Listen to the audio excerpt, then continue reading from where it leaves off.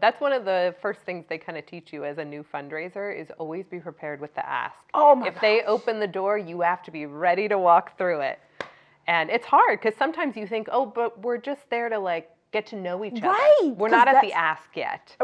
But you have to have the ask sort of in your back pocket just in case, because some people are like, cut to the chase. Absolutely. Tell me what you want. Absolutely. And it was early on in my career. Yeah. I think it was around year 3 of the organization. Yeah. And in my mind, I'm thinking, $5 million would really help us out. But I'm like, I can't walk in the first time I meet you and ask for $5. So my mind was just going crazy in the background. Yeah. But did learn that valuable lesson. Hello, and welcome to the Leadership Reality Podcast with your girl, Cari B. This podcast is for C-suite leaders to discuss their experiences and provide insight, encouragement, and inspiration for seasoned and inspiring leaders, offering valuable solutions to today's challenges that will inspire, ignite, and invigorate new and seasoned leaders to walk in their God-given authority with compassion, kindness, and empathy. So sit back, relax, and be prepared to be inspired with today's episode of Leadership Reality. Thank you. Welcome to another episode of Leadership Realities with me, Cari B. I'm excited about today's guest because she's made a career in being an impact fundraiser. Cari Uslan is a nonprofit leader with over 20 years of experience. Since joining Jewish Big Brothers Big Sisters of Los Angeles in 2016, she has served as Chief Executive Officer for 3 years with prior roles as Executive Vice President and Vice President of Development. It's my favorite roles, development people. During her tenure with the Jewish Big Brothers and Big Sisters of Los Angeles, she successfully transitioned programs to virtual format during the COVID-19 pandemic and navigated financial challenges, implementing new fundraising strategies that minimize deficits. She also established the Justice, Equity, Diversity, and Inclusion Committee to promote diversity within the organization. Previously, Ms. Uslan developed fundraising strategies for MAZON and served as the development officer at Mayo Clinic. She is an active member of the Association of Fundraising Professionals and has served on multiple nonprofit boards. So what she don't know is I'm putting on my recruitment hat because we all need board members like Miss Cari. Thank you. Thank for you, being Cari here. B. Welcome. Thank you. Thank you. I'm so happy that you're here. I'm happy to be here. Thank you for saying yes.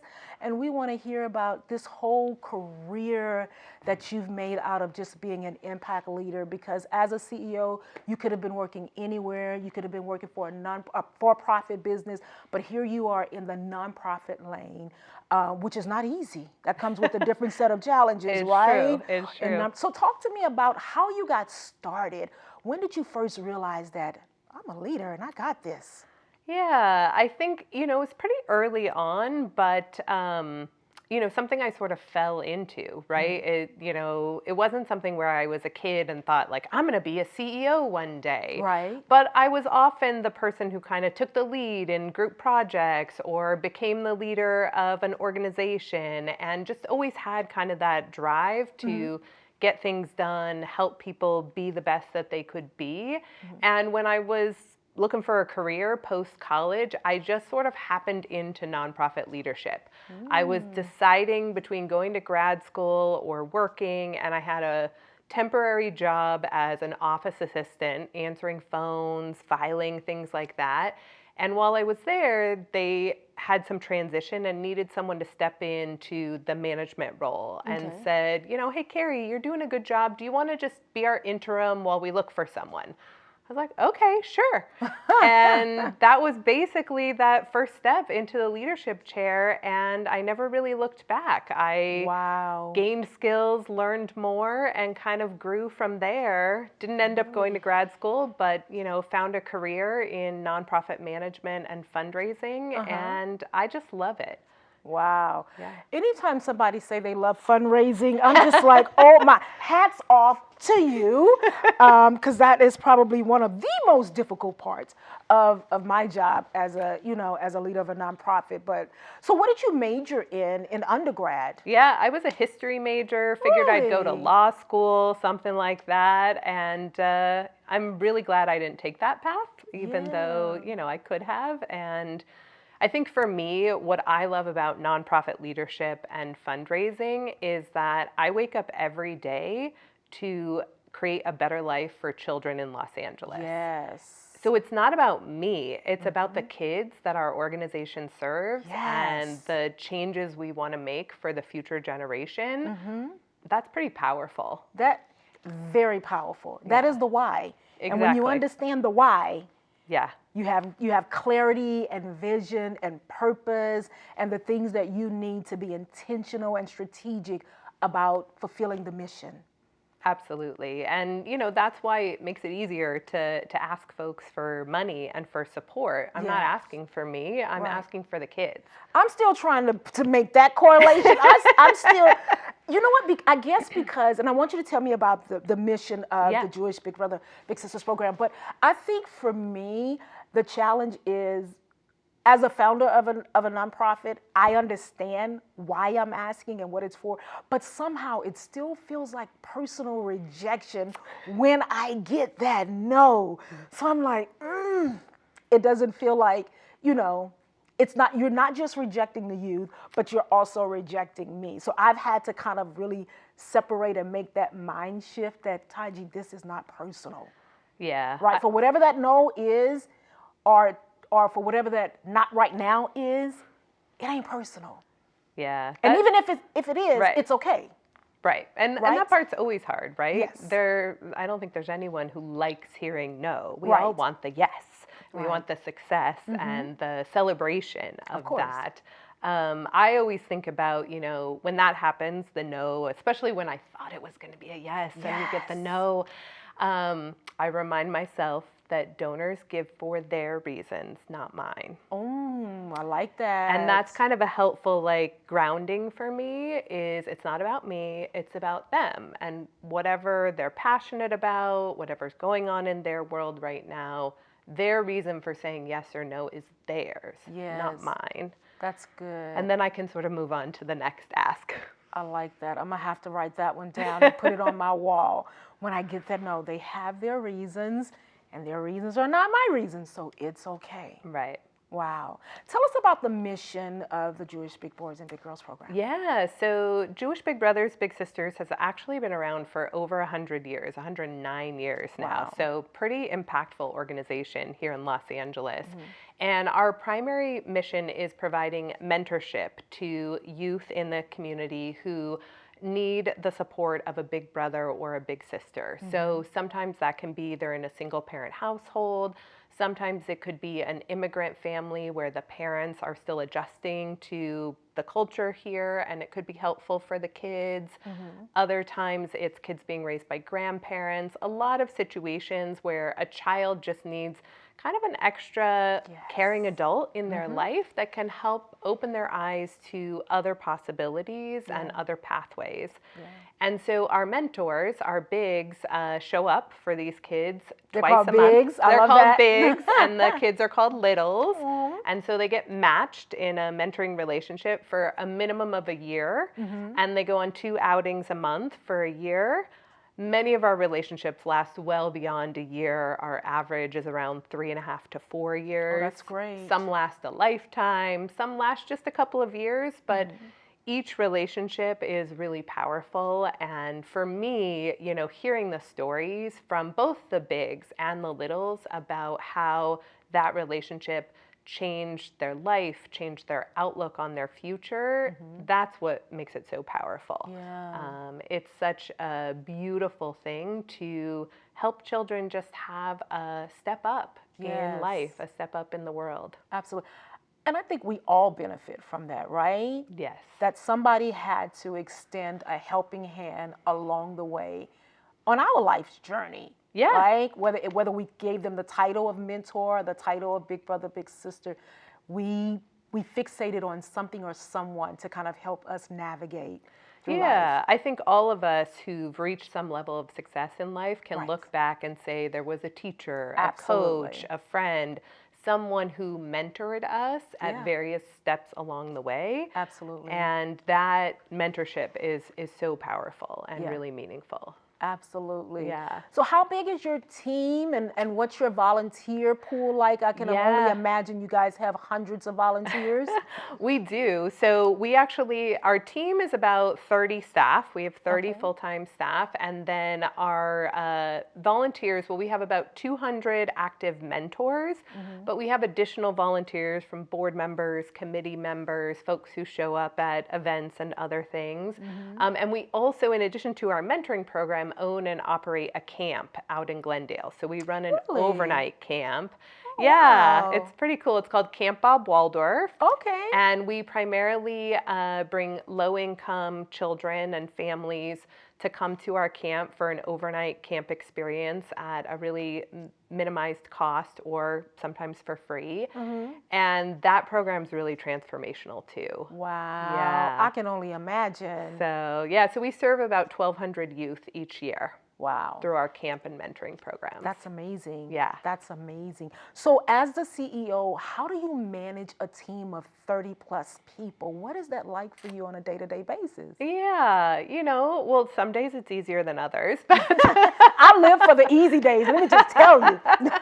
But when you're managing people, you have to remember that they're people first and employees second. I think that comes up all the time, right? We need them to do their job and fulfill the responsibilities they have, but we also have to remember that they're people and we have to meet them where they're at. So, a lot of it is building a positive culture. So for me, I'm really committed to that. I really want people to feel good when they come to the office and engage with their colleagues.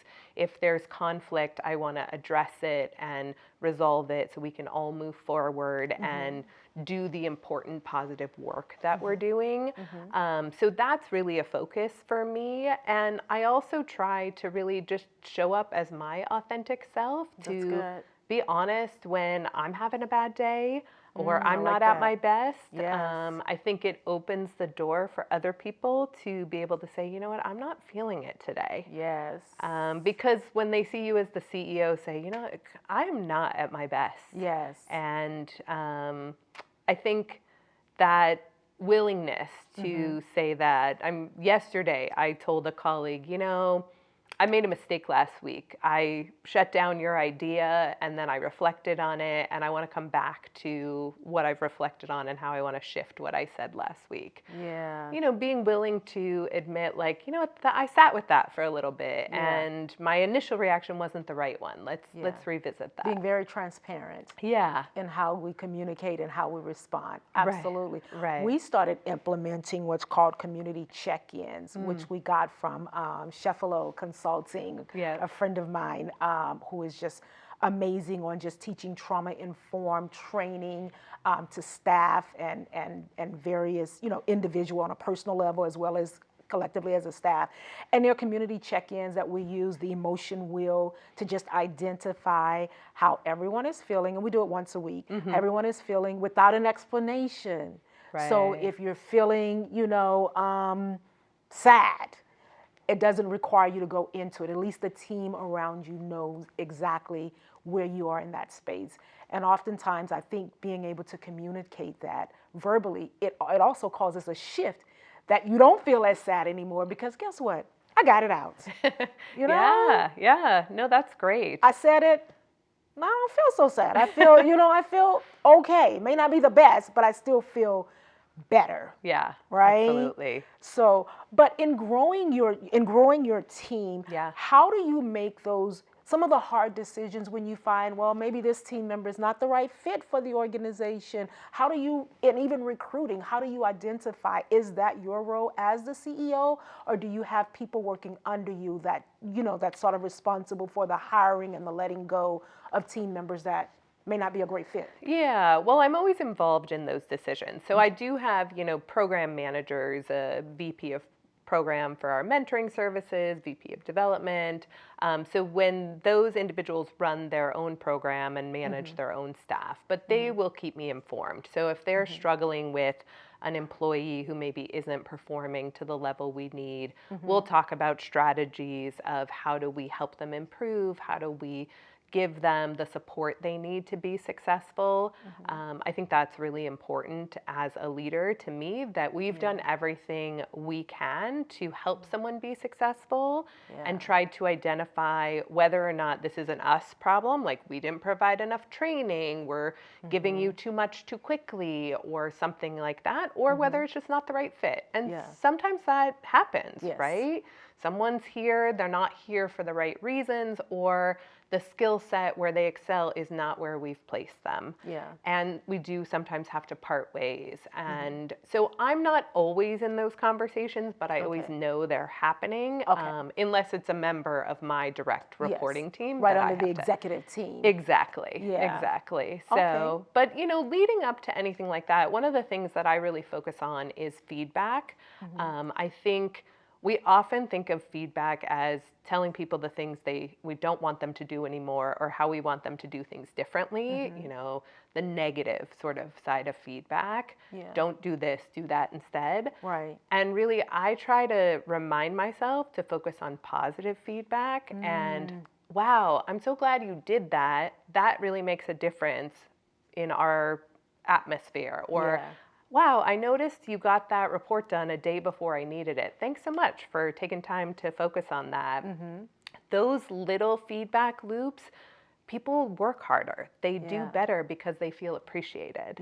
And that's more important sometimes than trying to do let's get them to do this differently. Right. Reminding them to do the things we want them to do in a positive way really often yields better results. Absolutely. Did that take time for you to grow to that place? So much time. Oh my gosh. Okay. So much time. I feel better now. Sometimes I write myself notes. You haven't given feedback often enough. 3 times this week you have to give feedback. Oh wow, you know? that's good. Like and I put a little Post-it on my door, and I just remind myself, because it's hard, and especially as a leader, we get so busy and we're pulled in so many different directions, and everything's a priority, and everything feels urgent. And everything feels urgent. Everything feels urgent. And telling that one person they did a good job doesn't feel urgent. Right. But really, it's more important. It's probably the most important. Yes. And absolutely. it's the thing we forget. So, we need the reminders. How did you learn this along the way, though? What did you take? Leadership classes? How did you get to this place where? I've done a lot of learning. So reading books, listening to podcasts, going to leadership training and seminars and things like that, because leadership is so hard, and there isn't one right way. You know, there's probably hundreds, thousands of leadership books. Yes. And you can read one and be like, none of this works for me. Right. This isn't my style. It's not real for me. No. Right. And then you can read another one and be like, yes, everything in here is how I want to be. And I'm going to try so hard to be this perfect person. And we never are. We're not perfect. Right. But I feel like if there are like little nuggets that we can take from different places and work, I think it's intentional. You have to intentionally work to add it into your strategy. Yes. So the feedback thing, I just decided, you know what, that makes sense to me. Yes. And I'm going to be intentional about making that part of who I am and how I lead. Absolutely. And it probably took me a year to make it an intentional part of how I work. And I still need the reminders because I forget. But that is how I've sort of, when I want to make a change, I decide I have to be intentional about it. And I have to make that change slowly. Absolutely. And I think too, realizing that, especially when you're a people person, like I love people. Like that's part of it. But then that's also the part that sort of gets in the way, because sometimes I want more for people than they may want for themselves.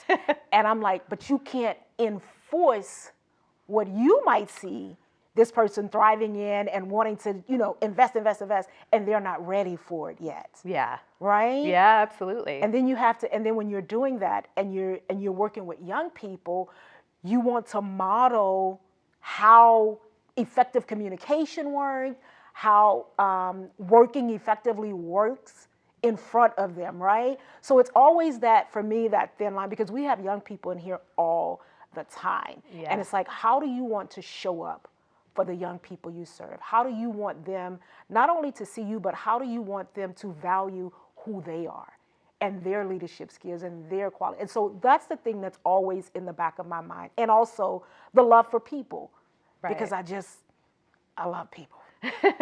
Well, you and me both.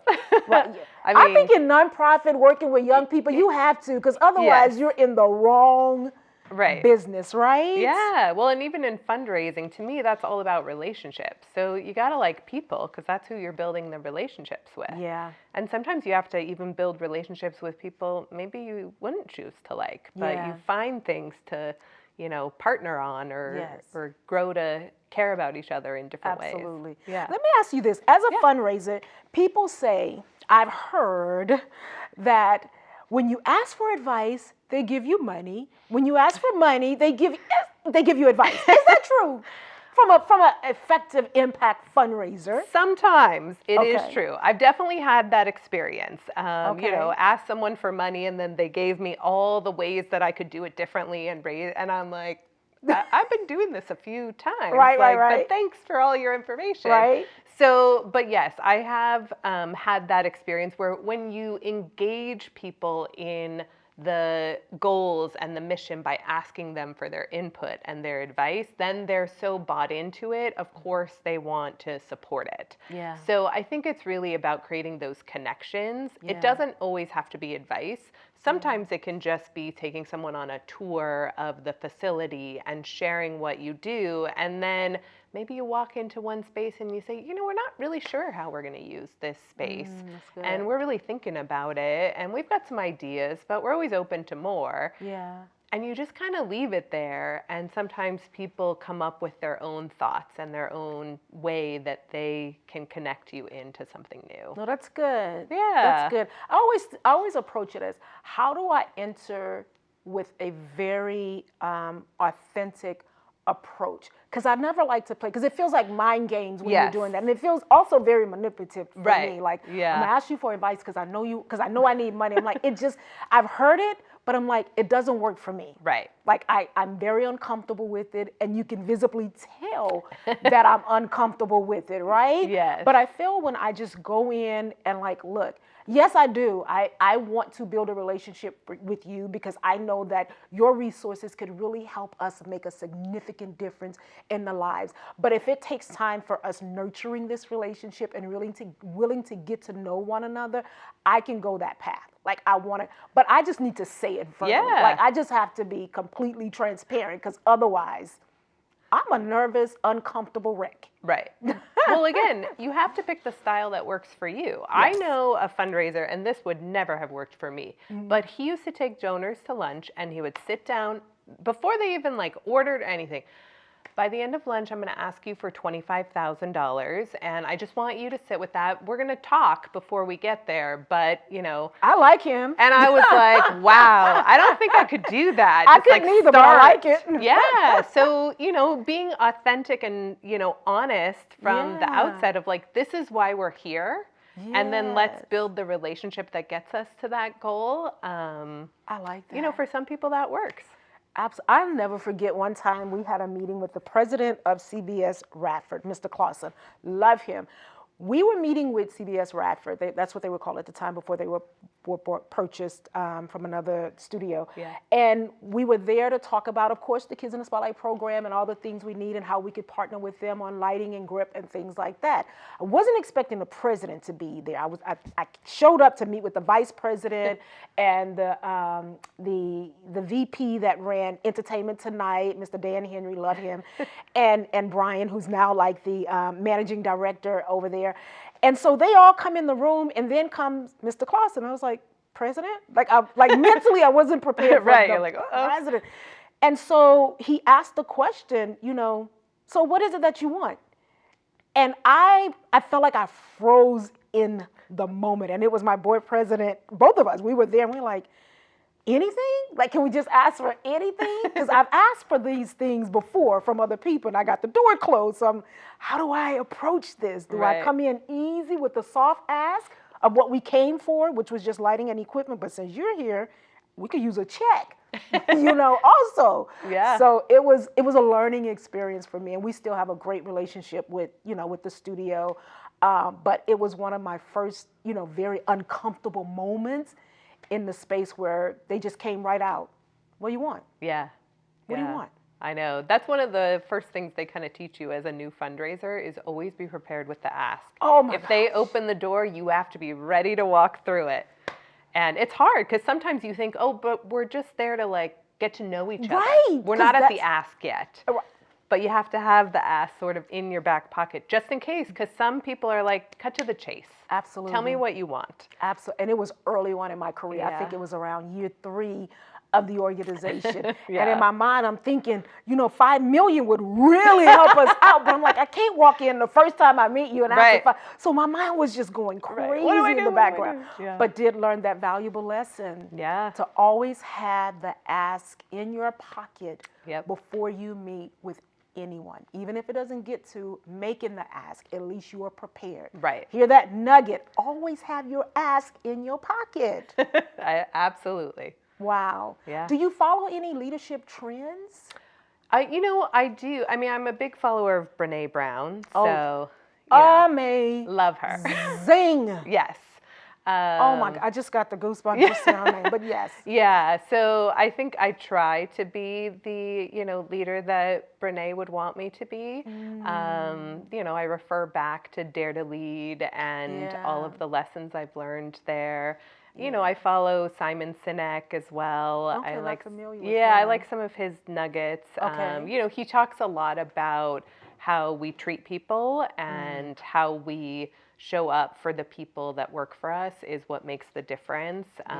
He's got this really powerful story about like the coffee barista at a hotel and how he saw him at 2 different hotels, and at one hotel he was really happy and the other hotel he was really upset, and he asked him why, and he was like, well, the people here care about me and the people over there don't even know I exist. And just how that can impact the quality of work that someone puts in. That's good. And that kind of loops back to my feedback and why it's important to remember employees are people first. Absolutely. Yeah. I want to ask you this, going back to employees, in the hiring process, because me, it's very important to make sure I hire people who understand the mission. Like you have to be, if you come to work for us, you can't do it for a check. Yeah. First of all, we don't have a whole lot of money to pay you a whole lot of money. So you can't come for the check. You have to come because you want to invest and make a difference in the lives of young people.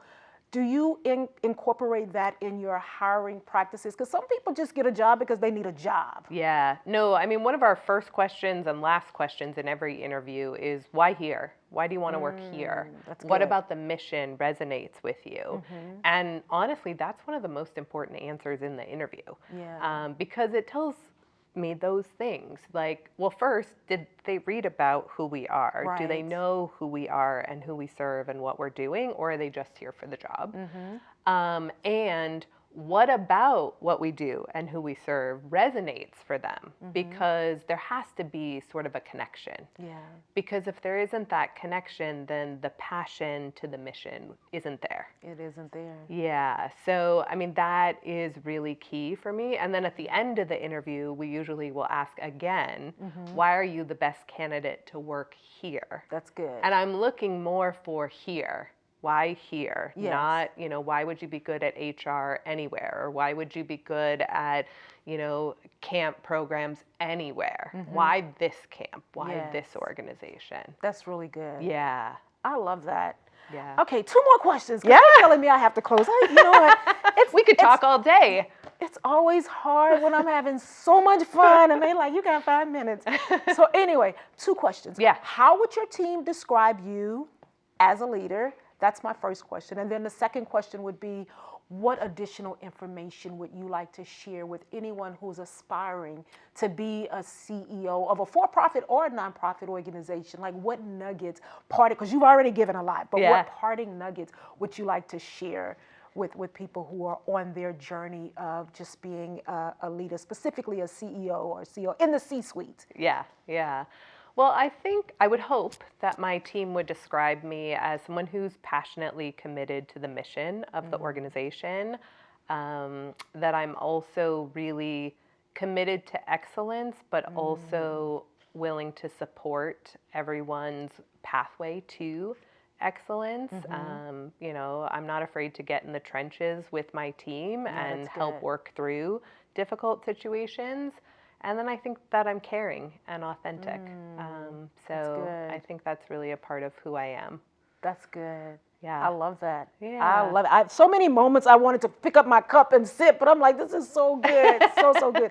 So tell me then, any advice you want to share, any nuggets you want to, additional nuggets? Because like I said, you've shared a lot. Right. I guess I would say to someone who's aspiring to be a new leader is find a mentor.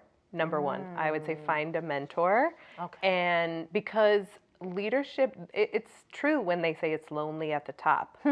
When you get to the top of the organization, there are fewer people that you can confide in, that you can turn to for support. And especially because you can't always turn to the folks who are directly reporting to you. Right. So you need people to support you. You need colleagues, mentors, friends that you can just either vent or get advice and support from when you're having those rough spots, because they happen. Wow. You know, when the buck stops with you, there are times that it stops and you think, oh gosh, what am I going to do now? And you need someone. And so that would be my first word of advice is get a mentor, get support, and then take on the role. Ooh, that's so good. And I feel like I want to just ask one more. I know I said only two, but so here we are for someone like me who started the organization and hired people that I have relationship with prior to the organization. That I find sometimes to be very challenging because I love my friends. Right. We're friends first. Yes. And then employer, employee second.